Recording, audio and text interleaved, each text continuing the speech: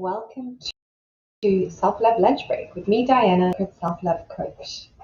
And as promised, as I said on Tuesday and in the adverts, today I want to talk about feeling your feelings. Feelings can be so overwhelming. On Tuesday, I was on here talking about reframing expectations and what comes with that.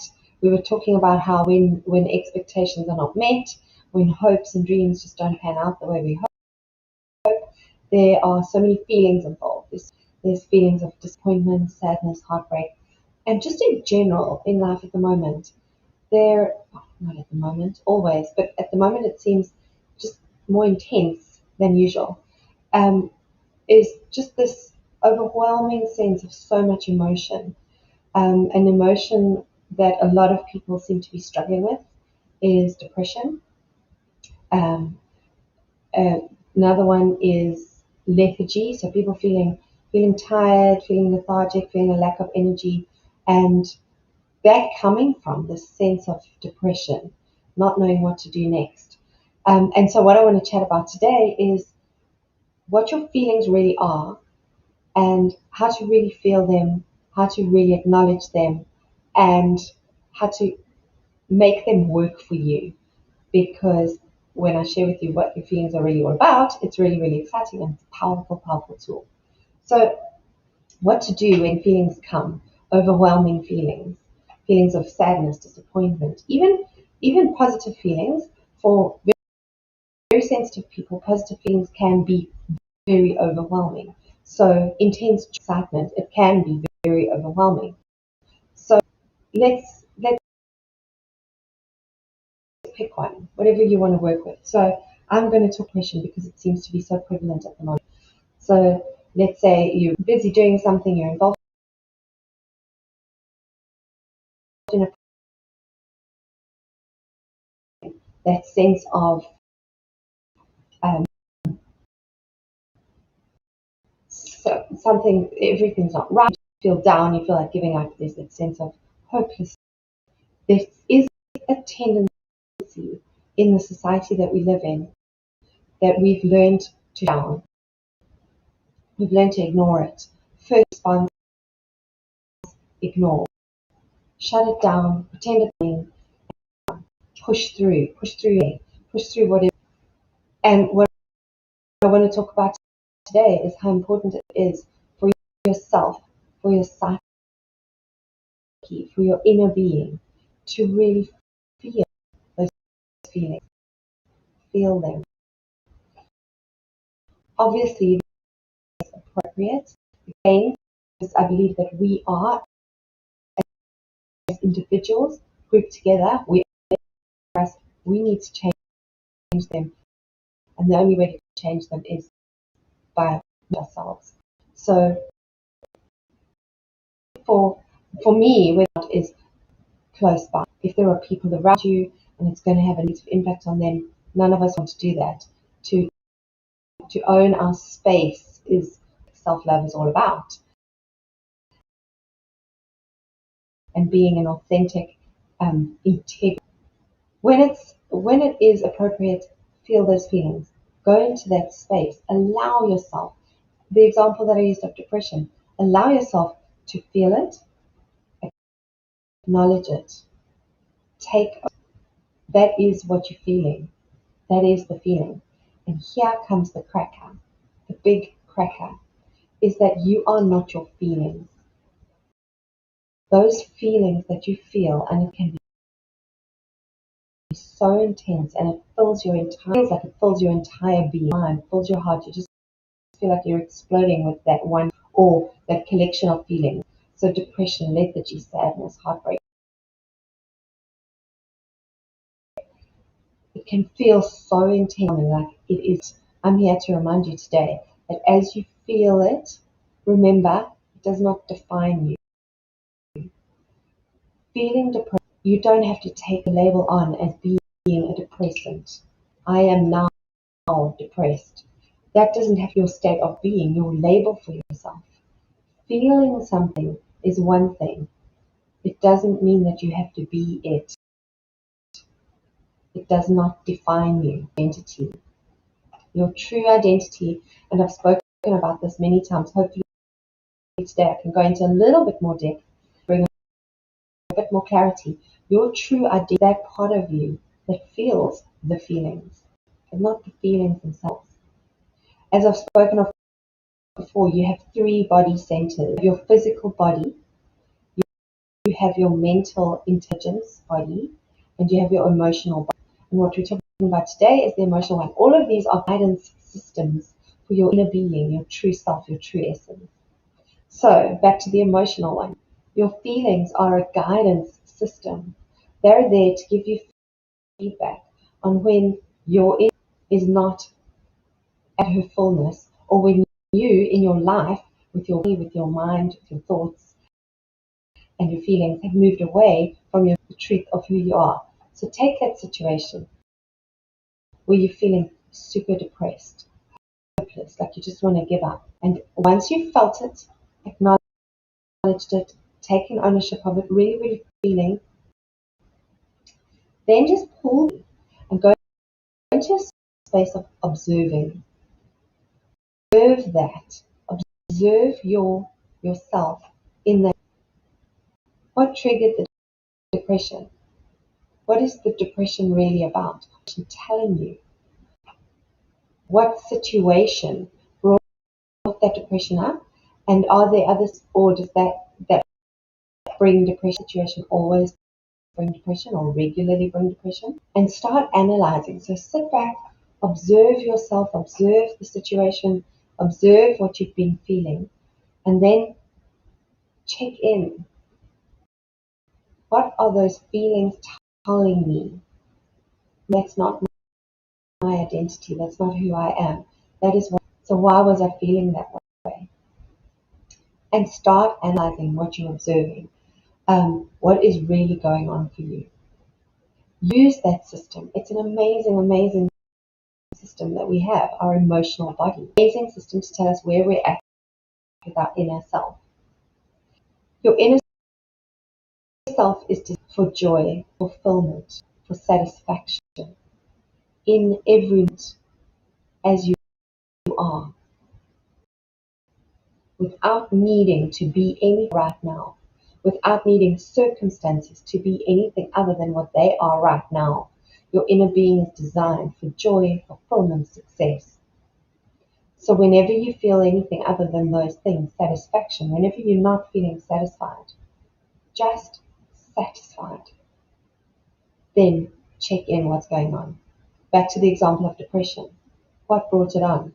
I'm going to tell you something very raw and um, open about myself. I was chatting about this with Cornelius earlier. Throughout my life, I've lived on the edge of darkness, is what I call it, because every day I have moments where I choose differently. Every day I face depression thoughts. Every day I face hopeless thoughts. Every day I face sad thoughts. They're not always my true being though. So I've learned to check in. What is going on? Why do I feel hopeless? I had a moment this morning and I realized that it was my thoughts. So this morning I felt this feeling of depression, right? So the feeling of hopelessness connected to that. And straight away I felt it. I was like, okay, that's real. I accept it. Stepped back and observed what was going on. What was going on, something that would take me to my next level. Very scary. I didn't know what the outcome would be. I don't know what it is. Currently, there are circumstances in my life where the outcome has not matched what I'd hoped for. And so immediately my mind just went into overdrive of sending me some nice negative thoughts, which brought on this feeling of depression. Where did I find myself? In the kitchen. So my mind, my body went to the kitchen to look for food, comfort eating. We've all done it. And my feelings, that uprising of hopelessness and depression, simply my mind trying to keep me safe. So there I was, I stood back, I did make myself a cup of coffee. I stood back and I started observing what is going on.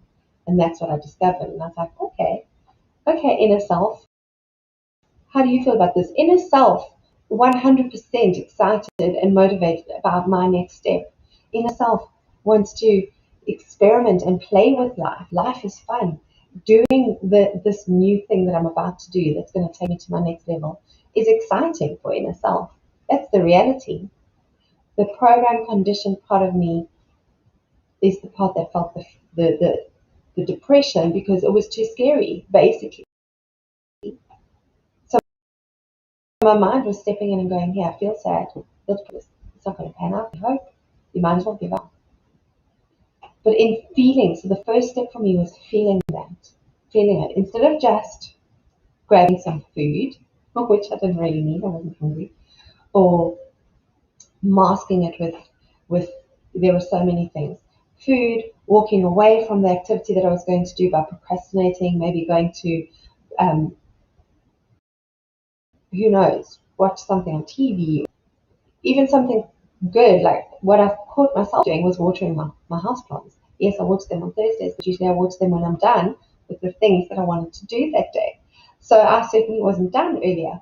So there was masking going on, there was procrastination going on, and then there were these feelings rising up.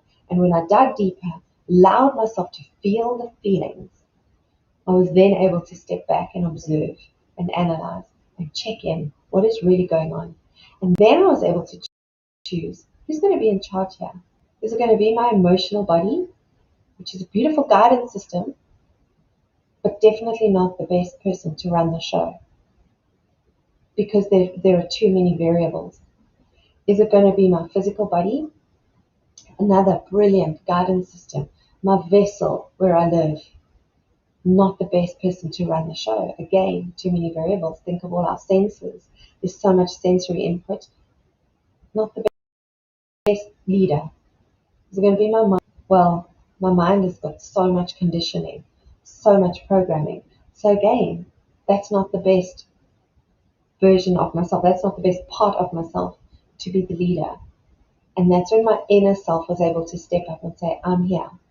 I'm here. The part of me that has access to divine wisdom, the part of me that knows why I'm here, even when in my thoughts I don't really know why I'm here. But that part of me that knows that this life is to be lived and lived to the fullest, that part of me was able to step up the minute I allowed myself to name the feeling, step back from the feeling, check what was going on, check my thoughts, check my body. She was able to step up, inner self, my true essence. Immediately that happens, I was back on track, knew what I was going to do next, and the rest unfolded beautifully. My day is unfolding beautifully according to the inspiration that I had to follow. So it's not just about feeling the feelings and getting stuck there. Definitely feel the feelings, but use them for what they're there for. System, one of your very, very powerful guidance systems. I hope that helped you today. That was just a little bit more depth coming out of what we spoke about on Tuesday, when expectations are dashed, when hopes are dashed, and all those feelings that come up. So really, really feel them. Give yourself space to feel them. And a reminder of a technique that I use, because I spoke earlier today about when it's appropriate and when it's not. When it's not appropriate, like for example, moms, your kiddies need you. They do need to know that you have emotions. However, if you that creates unsafe space for them, and they do safety from you. So not just moms, dads, parents. Um, you'll know when it's appropriate and when it's not. Back. And then when you do have some stuff that's kind of built up during the week, because it happens to all of us, there are moments when we do choose into that space and to hold back lightly. Make time, make space when you can then fully and just release those emotions that you haven't maybe been able to express during the week. And I say during the week because you need to do it regularly. Built up emotion causes disease in the body, in the body and the mind. That is unexpressed, unexplored, unacknowledged, and left to fester. That's exactly what it does. It festers. So regularly, at least weekly, give yourself space to check in, to connect with any feelings that are residue and have built up, and release them. Release them, let them flow. And remember, no emotion is a bad emotion. No emotion is a bad emotion. You are a human being. So if you're feeling anger, feel anger. If you're feeling sadness, feel sadness. If you're feeling joyful, feel joy. Allow yourself the space to feel the feeling. And then remember, it's your guidance system. It's not who you are. Thank you so much today. Feeling your feelings is another way to love yourself better. So keep loving yourself. I love you. See you again soon. Ciao.